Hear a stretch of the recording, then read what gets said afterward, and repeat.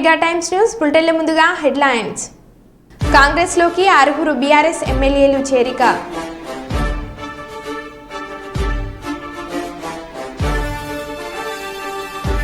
Pension కోసం అవ్వతాతల అవస్థలు.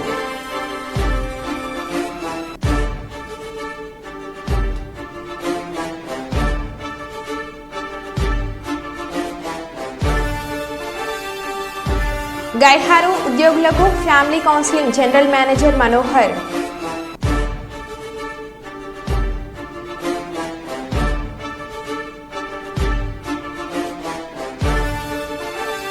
Warangal urban జిల్లా పరిషత్ పాలక మండలి జిల్లాను అభివృద్ధి పదంలో నడిపించారు జిల్లా కలెక్టర్ ప్రావీణ్య.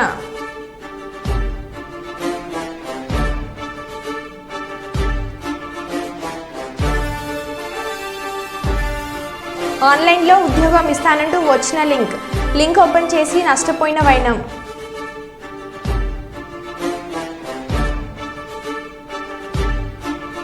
ఇక వివరాల్లోకి వెళ్తే, పుట్టపర్తిలో పెన్షన్ కోసం అవ్వతాతల అవస్థలు.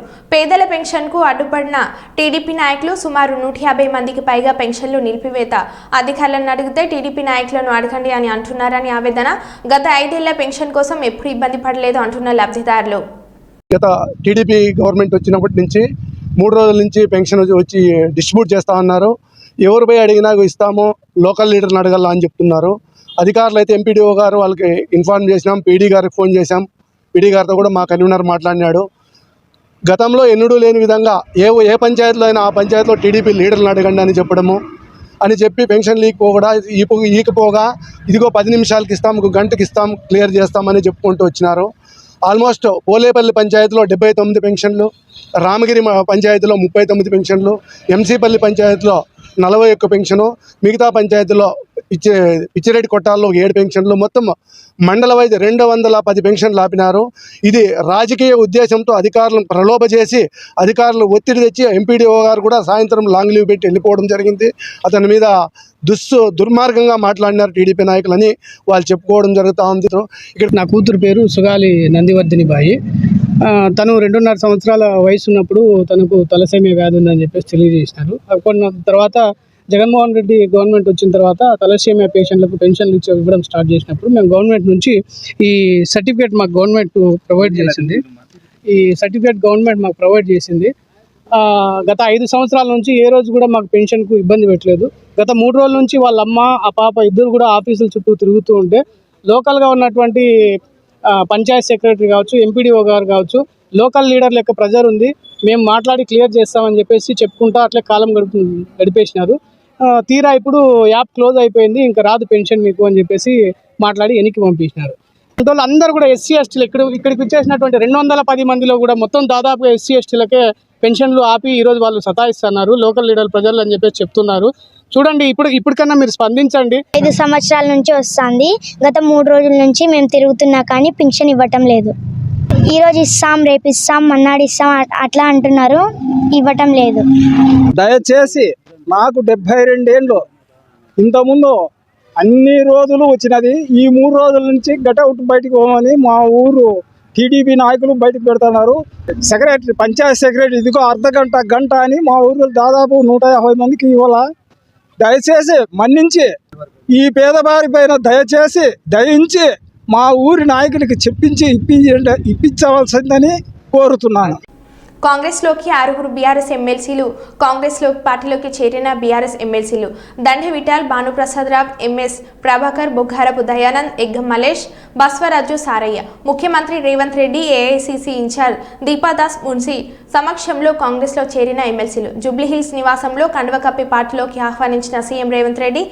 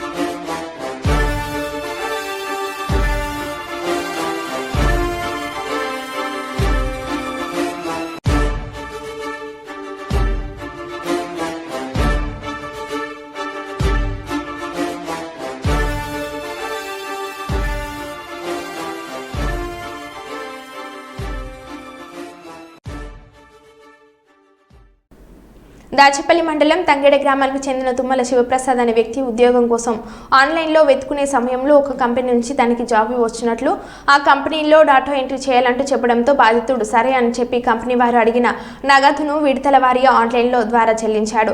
కంపెనీ నుంచి కాల్ చేస్తామని చెప్పిన ప్రతినిధులు నగదు చెల్లించిన అనంతరం ఇంకా నగదు కావాలంటూ అడగడంతో బాధితుడు తాను మోసపోయానంటూ గ్రహించి వెంటనే తాను చెల్లించిన నగదును తిరిగి ఇప్పించాలని కోరడంతో వారు మేము చెల్లించమని చెప్పడంతో బాధితుడు మీడియా ముందు ఆన్లైన్లో ఇలా ఉద్యోగాలు ఇప్పిస్తామంటూ నగదు దోచుకునే వారిపై పోలీస్ శాఖ వారు కఠిన చర్యలు తీసుకుని బాధితులకు న్యాయం చేయాలని వారు కోరారు.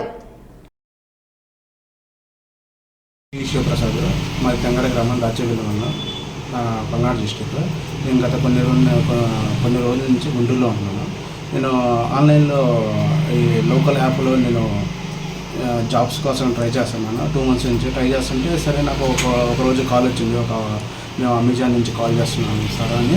సరే అని నేను సరే ఓకే అని నేను చెప్పాను. నా డేటా నా ఆధార్ కార్డ్స్ నా సర్టిఫికేట్స్ ఇవన్నీ నేను సెండ్ చేసిన వాళ్ళకి. సెండ్ చేసిన తర్వాత నెక్స్ట్ డేకి కంగ్రాచులేషన్ సార్ అన్నారు. ఎందుకు కంగ్రాచులేషన్ సార్ అని అడిగితే అని పెట్టగానే మీరు సెలెక్ట్ అయ్యారండి మా కంపెనీ ఉంది.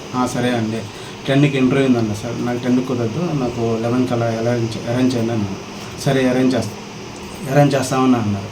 అరేంజ్ చేసిన తర్వాత నేను మా మిస్సెస్ని వదిలిపెట్టి వచ్చిన తర్వాత హాస్పిటల్కి వదిలిపెట్టి వచ్చిన తర్వాత నేను ఇంటర్వ్యూకి అటెండ్ అయితే ఎంతసేపటికి నేను మెసేజ్ చేస్తున్నాను వాళ్ళకి, మేడం ఇంటర్వ్యూ అటెండ్ చేయండి, షెడ్యూల్ చేయండి, నాకు మళ్ళీ వేరే టైం ఉంది వెళ్ళిపోవాలంటే సరే అన్నారు వెయిట్ అలాగా ఒక 12 వరకు తీసుకొచ్చారు.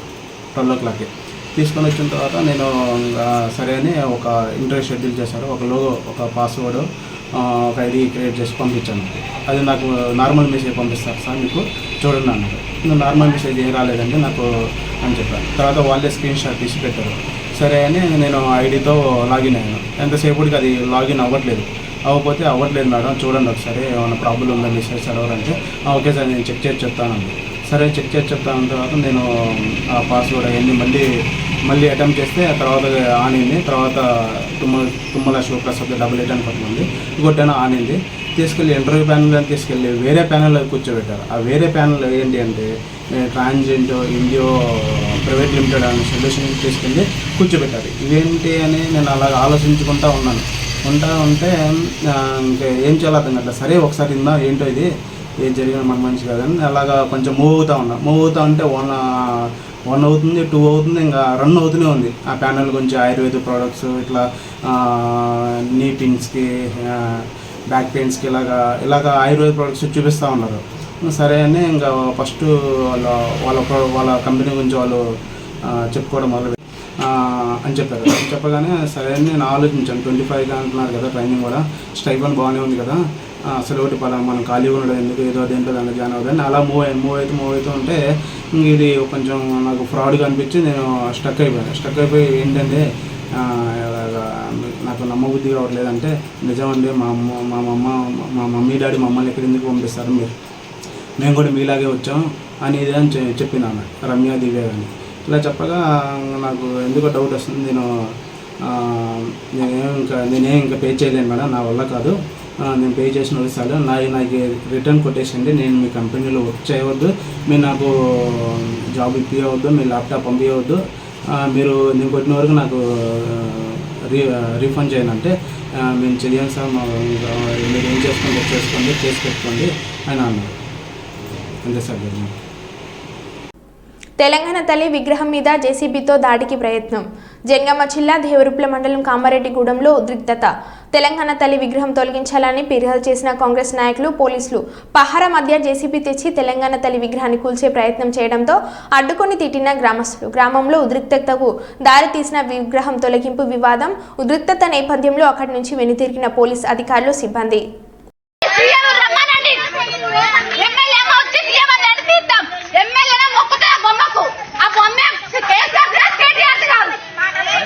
పై అధికారులు కాబట్టి ఆయన చెప్పిన వారు చెప్తున్నాడు. బండి కాదు, ఒక్క రూపాయి పెట్టిన వాళ్ళది ఫస్ట్ అది సార్ లేవదా ఇప్పుడు మా అమ్మ పెట్టాడు ఆయన, నువ్వు చెప్తుండా దిగు.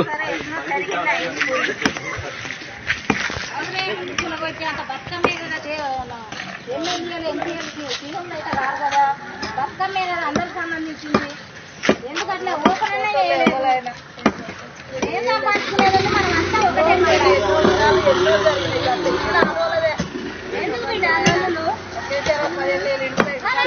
దిగురా బాబు దిగు ఇంకానా నువ్వు దిగు నువ్వు ఫస్ట్ దిగు నువ్వు దిగానే సారీ అంబర్పేట్ ఓఆర్ఆర్ వద్ద అబ్దుల్లాపూర్ మెట్ పోలీస్ స్టేషన్ పరిధిలోని నల్గొండ క్రైమ్ బ్రాంచ్ పోలీసులు గాల్లోకి ఒక రౌండ్ కాల్పులు జరపడం జరిగింది. మహారాష్ట్రకు చెందిన పార్టీ గ్యాంగ్ పారిపోతుండటంతో నల్గొండ నుంచి వచ్చిన క్రైమ్ బ్రాంచ్ పోలీసులు పార్టీ గ్యాంగ్లోని 2 దుండగులను వెంబడిస్తూ పారిపోతుండటంతో కాల్పులు జరిపి నిందితులను అరెస్ట్ చేసి ఈ గ్యాంగ్ చోరీలకి పాల్పడుతుండటంతో నిఘు పెంచిన పోలీసులు పక్కా సమాచారంతో గ్యాంగ్ ని పట్టుకోవడానికి రాగా నిందితులు పారిపోతుండగా వెంటనే అది గమనించిన పోలీసులు కాల్పులు జరిపి నిందితులను అదుపులోకి తీసుకున్నట్లు సమాచారం.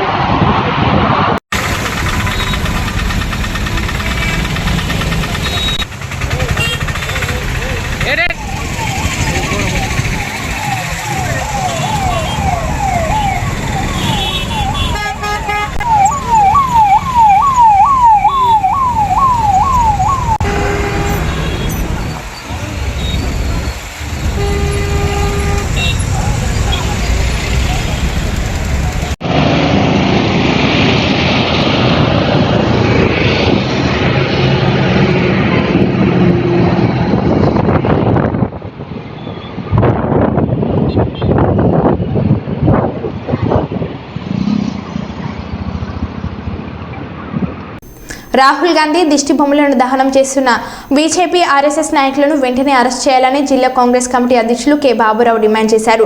గురువారం రాష్ట్ర కాంగ్రెస్ అధ్యక్షులు వైఎస్ షర్మిలారెడ్డి ఆదేశాల మేరకు కర్నూలు జిల్లా కాంగ్రెస్ కమిటీ ఆధ్వర్యంలో జరిగిన నిరసన కార్యక్రమంలో బాబురావు మాట్లాడుతూ పార్లమెంట్లో ప్రతిపక్ష నేత రాహుల్ గాంధీ మాట్లాడిన మాటలను వక్రీకరించడం సబబు కాదని, రాహుల్ గాంధీ అన్ని కులాలను మతాలను గౌరవిస్తారని, బీజేపీ నాయకులు మతద్వేషాలు సృష్టించడం సబబు కాదని, పార్లమెంట్లో రాహుల్ గాంధీ మాటలను మోడీ వక్రీకరించి బీజేపీ మరియు ఆర్ఎస్ఎస్ నాయకులను రెచ్చగొట్టి రాహుల్ గాంధీ దిష్టిబొమ్మ దహనం చేయడం ఎంతవరకు సమంజసమని, మీరు మీ పార్టీ ప్రభుత్వం వెంటనే రాజీనామా చేయాలని కాంగ్రెస్ పార్టీ తరఫున డిమాండ్ చేస్తున్నామని బాబురావు హెచ్చరించారు.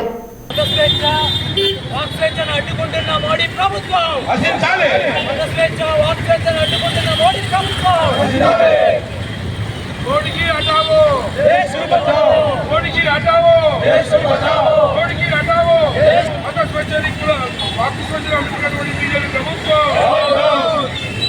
వాక్స్వేచ్ఛను అడ్డుకుంటున్న మోడీ ప్రభుత్వం, సిక్కు మత స్వేచ్ఛను వాక్స్వేచ్ఛను అడ్డుకుంటున్న మోడీ ప్రభుత్వం, సిక్కు మత స్వేచ్ఛను వాక్స్వేచ్ఛను అడ్డుకుంటున్న మోడీ ప్రభుత్వం.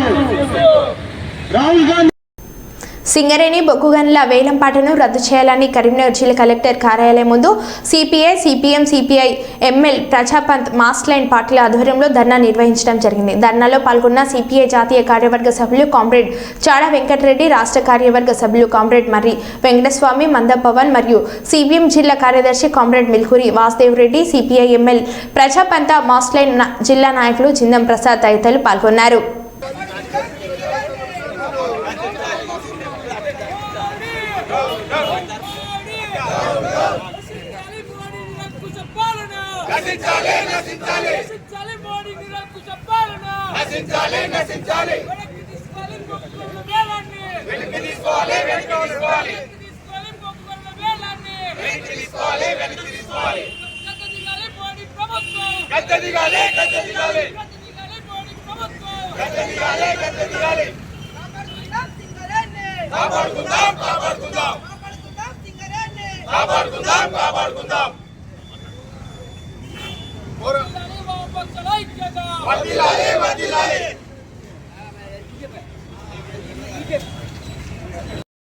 వేలాన్ని రద్దు చేయాలని, సింగరేణిని పరిరక్షించుకోవాలని, తెలంగాణకు వరప్రసాదమైన నల్ల బంగారం సింగరేణి, తెల్ల బంగారం పత్తి.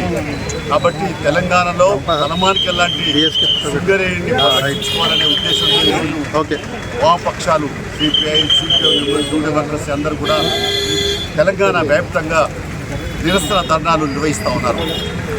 ఎందుకు ఈ పరిస్థితి వచ్చింది? వాస్తవికంగా మోడీ గారే గోదావరికి వచ్చినప్పుడు ఎట్టి పరిస్థితుల్లో సింగరేణి ప్రైవేట్ పరం చేయమన్నారు. అంటే ప్రైవేట్ పరం అని చేయమని చెప్తూనే ఎందుకు ఇవాళ ఈ బొగ్గు బ్లాక్ల వేలాన్ని గ్లోబల్ టెండర్లో పెట్టి ఇవాళ మీరు మన రాష్ట్ర మంత్రిగా ఉన్నటువంటి కేంద్ర మంత్రిగా ఉన్నటువంటి కిషన్ రెడ్డి గారు కూడా నేను తెలంగాణ బిడ్డని అన్నాడు. తెలంగాణ బిడ్డవైతే తక్షణమే బొగ్గు బ్లాక్ల వేలాన్ని ఆపండి, ఆ లిస్టుకి వెళ్ళి తీసేయండి. ఇవాళ ఈ మొత్తం బ్లాకులు బొగ్గు బ్లాకులు ప్రైవేట్ పరమైతే సింగరేణి ఉండదు. సింగరేణి అంటే ఇంకా 10 ఏళ్ళ లోపు 8 ఏళ్ళ లోపు అయితే మొత్తం మరి ఏదైతే ఉందో ఓపెన్ కాస్ట్ అన్ని కూడా మరి ఒక రకంగా అండర్ మైన్స్ అన్ని కూడా రద్దయిపోతాయి. ఓపెన్ అవి కూడా ఓపెన్ వెల్స్ కూడా అవి కూడా దగ్గర పడతా ఉన్నాయి. కాబట్టి ఇప్పుడు కొత్త వేలం వాడితేనే, కొత్త వేలంలో సింగరేణి కేటాయిస్తేనే సింగరేణి బతుకుతుంది. అంటే సింగరేణి బతకాలంటే ఈ వేలాన్ని ఆపాలా, సింగరేణి భవిష్యత్తు ఉండాలంటే వేలాన్ని ఆపాలా. తెలంగాణ ప్రజల ఆకాంక్షల్ని మీరు గుర్తించకపోతే తెలంగాణ ప్రజలు తప్పనిసరిగా గుణపాఠం చెప్తారు, బుద్ధి చెప్తారు. అయితే ఇప్పుడు మేము మొన్ననే గెలిచాం కదా అని విచ్చలవిడిగా తీరస్తారని చేయకండి. మొన్న కూడా మీకు ప్రజలు వాట పెట్టారు, గుణపాఠం చెప్పారు. మీకు 405 అనుకునేదానికి మరి గుణపాఠం చెప్పి మీకు ఇతర పార్టీల పైన ఆధారపడే ప్రభుత్వాన్ని ఇచ్చారు. మోడీ గారు మీరు విచ్చలవిడిగా తయారీదారం చేస్తే మీ ముక్కుకు ముగుదాడు వేయక తప్పదు, ఖబర్దార్ అని చెప్పి హెచ్చరిక చేస్తూ ఉన్నాం. తెలంగాణ బిడ్డ అన్న కిషన్ రెడ్డి గారు కూడా వేలాన్ని ఆపి సింగరేణి పరీక్షించాలా, సింగరేణి కాపాడుకోవాలా. సింగరేణి ద్వారా 1,25,000 మందికి ఉద్యోగాలు లభిస్తూ ఉన్నాయి. కాంట్రాక్ట్ అవుట్సోర్సింగ్ అంతా కలిసి ఉంటే ఇవాళ ఇంకా ఎక్కువ మంది ఉద్యోగాలకు అవకాశం రావాలంటే సింగరేణి బతకాల. భవిష్యత్తు యువతకి ఉద్యోగాలు దొరకాలంటే సింగరేణి బతకాల. సింగరేణి బతికితేనే ఈ ప్రాంతంలో, తెలంగాణ ప్రాంతంలో ప్రజలకి లేదా బడుగు బలహీన వర్గాలకు, పేద వర్గాలకు న్యాయం జరుగుతుంది. వాళ్ళకి ఇంత ఉపాధి అవకాశాలు దొరుకుతాయి. నిరుద్యోగ సమస్య కొంతమేర పరిష్కారం అవుతుంది. అందుకనే ఇవాళ సింగరేణిని మీరు వేలం పాడితే అంటే తలకాయ తీసేసినట్టు. అంటే బట్టి మొండే ఉంటుంది, సింగరేణి బట్టి మొండే ఉంటే దానివల్ల ఏం రావు, రక్త ప్రసారం ఉండదు. కాబట్టి మీరు మొండ్యాన్ని తలకాయని తీసేస్తామంటే మాత్రం, ఈ వేలం ఆపకపోతే మాత్రం తలకాయని తీసేసినట్టే అని చెప్పి మేము సిపిఐ అభిప్రాయపడుతుంది, వామపక్షాలు అభిప్రాయపడుతున్నాయి. అందుకని తక్షణమే మీరు వేలాన్ని ఆపండి. తక్షణమే మరి వేలాన్ని ఆపి ఇచ్చిన మాటలు తెలంగాణ ముఖ్యమంత్రి రేవంత్ రెడ్డిని కలిసిన నిజామాబాద్ ఎంపీ అరవింద్. ఈ నెల 7న దివంగత నేత టి శ్రీనివాస్ శ్రద్ధాంజలి సభకు సీఎంను ఆహ్వానించిన అరవింద్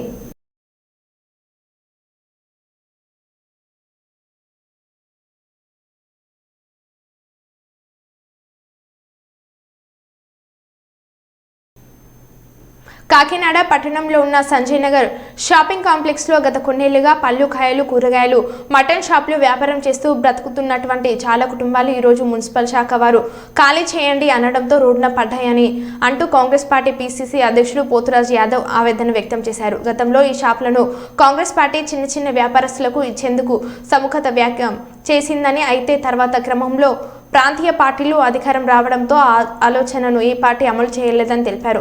అయితే 2019లో వైఎస్ఆర్ కాంగ్రెస్ పార్టీ ఈ షాపులను వీరికి ఇచ్చిందని, మరి ఇప్పుడు మున్సిపాలిటీ వారు వచ్చి వారిని ఖాళీ చేయించడం సబబు కాదని పేర్కొంటూ స్థానిక ఎమ్మెల్యే కొండబాబు గారిని ఈ విషయంపై దృష్టి పెట్టి న్యాయం చేయాలని ప్రార్థించినట్లు తెలిపారు.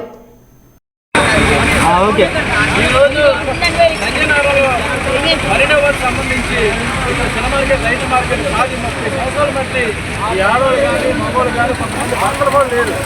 ఇది ఎప్పటి నుంచో జీవనోపాధి. ఈ రోడ్డు మీద పళ్ళు అమ్ముకోవడం కానీ, కూరగాయలు అమ్ముకోవడం కానీ, చికెన్ కానీ, మటన్ షాపులు ఈ లైన్లో ఉన్నాయి. గత 30 సంవత్సరాల బట్టి ఉన్నాయి. ఆ తర్వాత 2014లో గవర్నమెంట్ వచ్చింది, టీడీపీ గవర్నమెంట్ ఉంది. మళ్ళీ 2019లో మళ్ళీ వైఎస్ఆర్ కాంగ్రెస్ పార్టీ వచ్చింది. ఆ గవర్నమెంట్ వచ్చినప్పుడు కూడా మీకు ఇది షాపులు కట్టిస్తామని చెప్పి వాళ్ళు కూడా వాగ్దానం చేశారు, వీళ్ళు వాగ్దానం చేశారు. ఇప్పుడు ఏంటంటే వీళ్ళు సడన్గా మున్సిపల్ అధికారులు వచ్చి ఖాళీ చేయమని చెప్పి వీళ్ళు హెచ్చరించడం జరిగింది. 2 రోజుల క్రితం చెప్పారట. కనీసం వీళ్ళు పేదవాళ్ళు బడుగు బలహీన వర్గాలు చెందినోళ్ళు వీళ్ళు కనీసం రెక్కాడితే డొక్కాడుతాం. కనీసం ఈ రోజు షాప్ ముగిస్తారు, వీళ్ళ ఉపాధి లేదు. రేపు వీళ్ళు అన్నం తింటే కూడా వీళ్ళ దగ్గర కూడా కనీసం ఖర్చులు కూడా రూపాయలు లేవు. కనీసం ప్రభుత్వం మన వచ్చిన ప్రభుత్వం 2024 ప్రభుత్వం వచ్చింది. కొండబాబు గారికి దయచేసి కొండబాబు గారి చేతులు నమస్కరించి చెప్తున్నాం.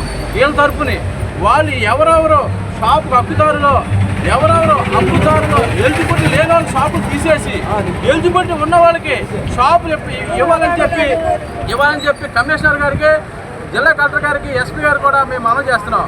దయచేసి వీళ్ళు మాత్రం మళ్ళీ 2-3 రోజులు రివ్యూ చేసి వీళ్ళందరూ కూడా కొండబాబు గారి దగ్గరికి వెళ్తారు. వెళ్ళిన తర్వాత వాళ్ళు చెప్తారు ఎవరైనా ఎలిజిబిలిటీ లేనో షాపులు తీసేయండి. ఎలిజిబిలిటీ ఉన్న వీళ్ళంతా కూడా 60-70 సంవత్సరాల వీళ్ళందరూ కూడా 30 సంవత్సరాల బట్టి ఉన్నారు వీళ్ళు. దయచేసి కొండబాబు గారిని అభిజేతం కమిషనర్ గారు మీకు తెలియదా? మీరు షాపులు ఇచ్చినప్పుడు ఈ ల్యాండ్ వర్క్ చెప్తారు. మీరే కాదు ఇక్కడ కొబ్బరికాయలు కొట్టి ఎమ్మెల్యే గారు మంత్రులు కూడా వచ్చారు ఇక్కడికి. మీరు ఇచ్చినప్పుడు మీకు తెలియదా? వీళ్ళు ఏమి ఇవ్వకుండా షాపులు మీరు ఎందుకు యాన్యువల్ చేశారు? వీళ్ళకి గత ఎమ్మెల్యే గారు కూడా షాపులు ఇచ్చినప్పుడు మీరు రిసిప్ట్ ఇవ్వద్దా? వీళ్ళకి కనీసం కాగితం ఇవ్వాలి కదా. ఏమి ఇవ్వకుండా మీరు ఎలా ఎందుకు వదిలేశారు? ఇప్పుడు మీరు వీళ్ళు వదిలేట కారణం ఏంటి? ఇప్పుడు వీళ్ళకి ఇచ్చినప్పుడు మీరు రిసిప్ట్ ఇవ్వద్దా? మీరు కమిషనర్ గారు తెలీదా? వీళ్ళందరూ రేపొద్దున చాలా ఆత్మహత్యలు జరుగుతాయి. మనం వీళ్ళందరూ కూడా కోఆపరేట్ చేసి దయచేసి కొండబాబు గారికి ఉంటే విజ్ఞప్తి. నేను కాంగ్రెస్ పార్టీ తరఫున PCC మెంబర్గా మేము వీళ్ళందరూ తీసుకున్నాడికి వెళ్తాం.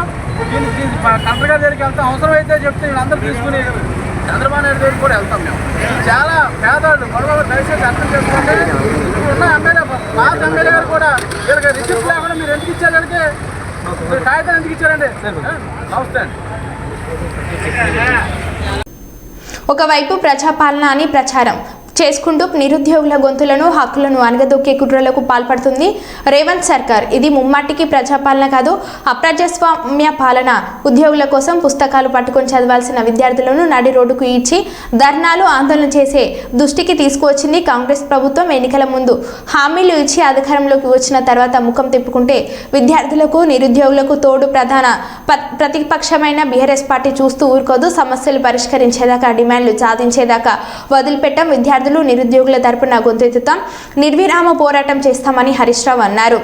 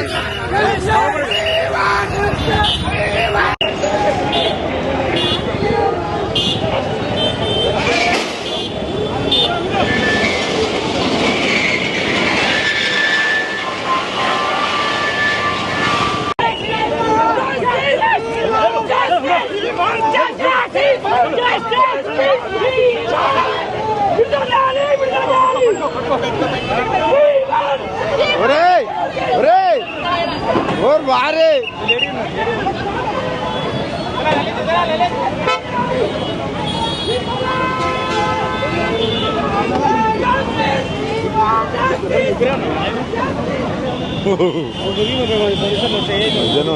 आम आदमी पार्टी छोटी गाड़ी बची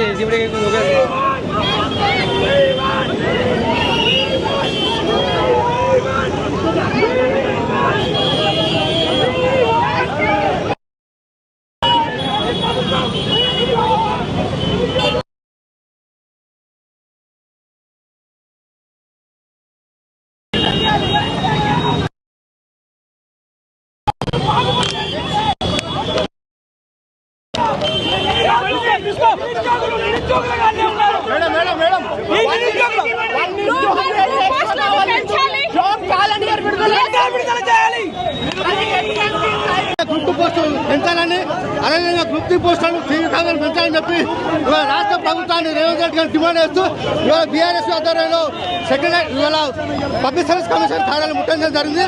భవిష్యత్తులో ఈ ప్రభుత్వం దిగి వచ్చే వరకు కూడా బీఆర్ఎస్ విద్యార్థి విభాగం ఈ కాంగ్రెస్ ప్రభుత్వం మీద పోరాటం చేస్తుంది. ఈ ప్రభుత్వం మెడలు వచ్చి సాధించడానికి విరుద్ధులకు మా పార్టీ, మా ప్రభుత్వం, మా విద్యార్థులు డిమాండ్ చేస్తూ ఉన్నాం. జై తెలంగాణ, జై తెలంగాణ. ఇకనైనా బుద్ధి తెచ్చుకొని మా ఉద్యోగాలు మాకు కావాలి. నేను పెద్ద ఎత్తున హెచ్చరిక జారీ చేస్తున్నాం. Bye bye. శ్రీ భద్రకాళి అమ్మవారి శాకంబరి నవరాత్రి మహోత్సవాలు ఈ నెల 6 నుంచి 21వ తేదీ వరకు జరగనున్నాయని పశ్చిమ ఎమ్మెల్యే నాయని రాజేందర్ రెడ్డి, భద్రకాళి ఓ శేషుభారతి భద్రకాళి దేవాలయ చైర్మన్ శేషు కరపత్రాన్ని ఆవిష్కరించారు. ఈ సందర్భంగా పశ్చిమ ఎమ్మెల్యే నాయని రాజేందర్ రెడ్డి మాట్లాడుతూ శ్రీ భద్రకాళి అమ్మవారి శాకంబరి నవరాత్రి మహోత్సవాలు 6వ తేదీన సహస్రకాల అభిషేకంతో ఉత్సవాలు ప్రారంభమవుతాయని అన్నారు. ఈ ఉత్సవాలకు సీఎం రేవంత్ రెడ్డిని భద్రకాళి అమ్మవారి దర్శనార్థం ఆహ్వానించబోతున్నామని అన్నారు. భక్తులకు ఎలాంటి ఇబ్బందులు కలగకుండా శానిటేషన్, ఉచిత భోజన వసతులతో పాటు మంచినీటి సదుపాయం ఏర్పాటు చేశామని ఎమ్మెల్యే నాయని రాజేందర్ రెడ్డి తెలిపారు.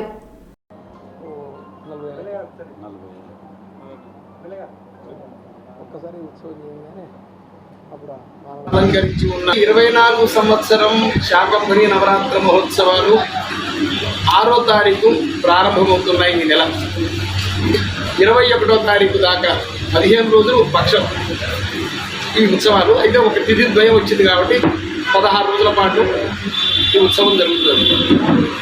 అయితే అమ్మవారికి 4 నవరాత్రులు జరుపుతాం. ప్రధానంగా 2 వసంత ఋతువులో చైత్రమాసంలో, 1 వసంత నవరాత్రులని ఆశ్వయ్య మాసంలో మనకు దేవి నవరాత్రులు. నవరాత్ర చతుర్థయాన్ని ఈ దేవాలయంలో భారతదేశం మొత్తంలో ప్రథమంగా ఈ దేవాలయంలో జరపబడుతూ ఇప్పుడు ప్రస్తుతం విశ్వవ్యాప్తమై శాకంబరి నవరాత్రులు కూడా ఇక్కడ జరపబడ్డాక తర్వాత కనకదుర్గ గుడి మొత్తం దేశవ్యాప్తమైంది. ప్రతిదానికి అదంతా వరంగల్కే దక్కుతున్నది. ఆ ఉత్సవాలని 6వ తారీఖు ప్రారంభించబడుతున్నది. కావున వరంగల్ జిల్లా ప్రజలందరూ కూడా అమ్మవారి ఆశీర్వాదాలు తీసుకొని అందరూ ఆయురారోగ్యాలు, సుఖ సంతోషాలతో ఉండాలని మరోసారి మనము అమ్మవారిని, మరి గతంలో కూడా కరువు వాటిల్లినప్పుడు ఇలాగనే శాకంబరి నవరాత్రి ఉత్సవాలు నిర్వహించినప్పుడు మరి అమ్మవారి ఆశీర్వాదంతో ఆ కరువును నివారించగలిగిన శక్తులు అమ్మవారు ప్రసాదించడం వల్ల మనందరం కూడా సుఖ సంతోషాలతో ఉన్నాం అనేది గత పాలకులు కానీ గత చరిత్రలు చెప్తున్నాయి. వాటిని అనుసరిస్తూ మరి పెద్దలు, మరి అయ్యగారు శేషయ్య గారు ఆధ్వర్యంలో, ఈవో గారి సారథ్యంలో వీటిని చాలా ఘనంగా నిర్వహించుకోవడానికి, అదేవిధంగా ముఖ్యమంత్రి గారిని కూడా వచ్చే విధంగా ఇన్విటేషన్ కూడా మేము ఈ రేపల్లిలో ఇవ్వబోతున్నాం.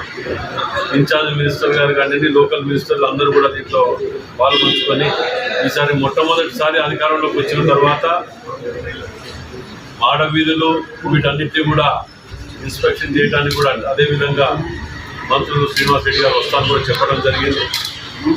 మరి 21వ తారీఖున శాకంబరిగా అమ్మవారు వివిధ రకాలైన కూరగాయలచే, మరి వివిధ రకాలైన పళ్ళచే అమ్మవారు అలంకరింపబడి అద్భుతంగా మనకు దర్శనం ఇవ్వడం జరుగుతుంది. ఆ యొక్క తల్లి ఆ రూపాన్ని మనం కళ్ళతో చూస్తే చాలు, ఆ తల్లి ఆశీస్సులు పరిపూర్ణంగా అందరికీ దక్కుతాయని ఎన్నో వేల మంది, లక్షల మంది భక్తులు మరి అమ్మవారి దర్శనానికి వేంచేయడం జరుగుతుంది.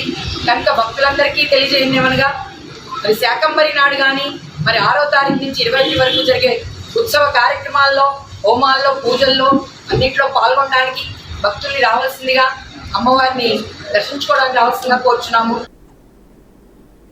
మరో బులెటిన్లో మళ్ళీ కలుద్దాం. Stay tune.